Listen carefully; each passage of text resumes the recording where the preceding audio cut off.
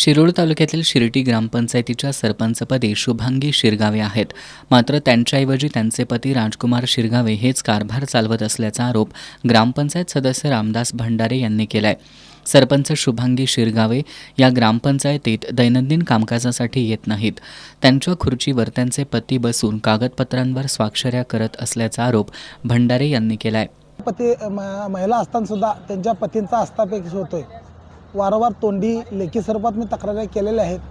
पंचायत समिती BDO ऑफिसला आपण तक्रारी केलेल्या असताना सुद्धा कुठल्याही गोष्टीचा त्याच्यावर पाठपुरावा झालेला नाही आणि त्याच्यामुळं आज मी लेखी स्वरूपात पुराव्यानिश्चित सरपंचा पती जे लेटर पॅड ग्रामपंचायतचं असतं त्याच्यावर सह्या करतोय. मनमानी कारभार आहे. मीटिंगमध्ये डायरेक्ट मीटिंगमध्ये येऊन बसतोय.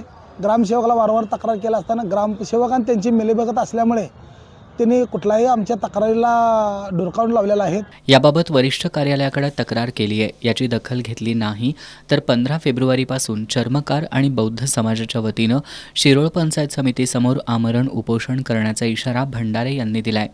दरम्यान याबाबत सरपंच शुभांगी शिरगावे यांच्याशी संपर्क साधला असता त्यांनी हे आरोप फेटाळलेत. पुढील राजकीय गणित डोळ्यासमोर ठेवून आरोप केले जात असून याबाबत बैठक घेऊन खुलासा करणार असल्याचं सरपंच शिरगावे यांनी सांगितलं.